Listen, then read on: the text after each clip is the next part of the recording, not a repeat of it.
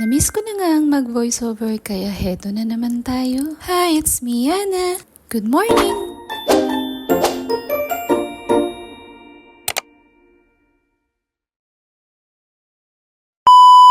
Napakaliwalas nga ng panahon ngayon at marami na naman tayong natambak na i-voice over. Medyo sinisipag nga tayo ngayong araw na to at heto na nga at uumpisahan ko na nga dito sa A Day in My Life. Thursday everyone! Malinsangan nga ang panahon ngayon kaya naman huwag nating kalimutan uminom ng maraming tubig. Nakapaglinis na nga ako dito sa labas bago pa man ako maghatid ng mga alaga ko. Balik ko ay mag-aalmusal na lamang ako. Mahangin nga dito sa labas kaya naman dito na nga ako nag-almusal. Inaantay nga ang mga amo na makalayas dito sa bahay. At habang inaantay din ako ng aking mga labahin. Buti pa ang mga labahin marunong mag-antay. Siyempre dahil nga sahuran na natin bukas ay matuto pa rin tayong mag-antay. Habang ako ngayon nagmumuni-muni dito ay napapaisip na lang ako kung anong susunod na gagawin. Inuna ko na nga munang magwalis bago nga ako maglaba. Dahil pagkatapos ko nga dito sa front yard ay sa rooftop naman na ako maglilinis. Yun na, pa-weekends na naman. Madalas nga dito sa mga amo ko ay laging may ganap kada Sabado. Hindi nga yan sila mapirmi. Naman dapat talisto tayo. Yung sahod na lang talaga yung nagpapatibay ng loob ko para magpatuloy pa nga na magtrabaho dito. Kahit na yung pakiramdam ko ay uwing-uwi na. Akala ko sa una nga lang itong homesick na tinatawag nila. Bakit habang tumatagal ako ay mas lalo kong nararamdaman ang homesick ko? Yung tipong araw-araw na lang pakiramdam ko gusto ko na talagang umuwi. At dahil hindi pa nga tapos ang ating kontrata ay talaga namang mapapastay pa tayo. May balak pa nga yan siyang mag-renew ko mang umuwi pero hindi pa nga maaari. Lang talaga ay manalo na nga ako ng loto. Uuwi talaga ako at wala nang makakapagpigil sa akin. Pero back to work na nga muna tayo. Mamaya na nga tayo magtsikahan. Ito nga ang pinaka nakakainis sa part ng paglilinis ay dito nga sa rooftop. Pag nga sa mainit ay talagang masusunog ka talaga. Dahil nga sa hangin pa lang ay talagang ramdam mo na nga yung init ng panahon. Kaya naman hindi ko nga to lagi nililinisan. Pagka nga may pasabi lang si amo nakakailanganin nga nila ng rooftop. Hindi naman pwedeng magreklamo dahil nga nandito ka para magtrabaho. Minsan naisip ko na nga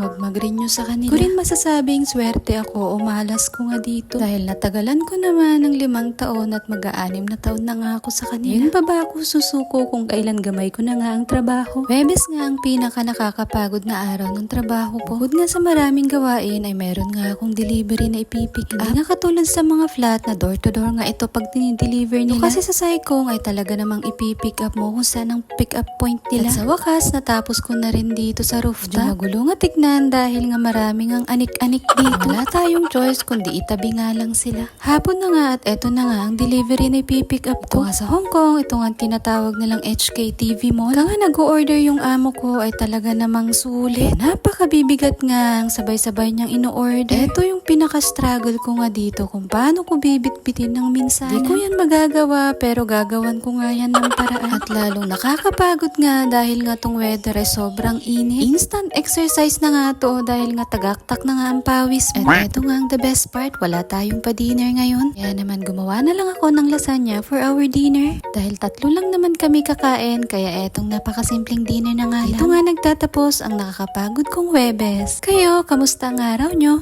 Kaya naman hanggang dito na lang muna. Salamat sa inyong panonood. See you on my next video. Bye-bye!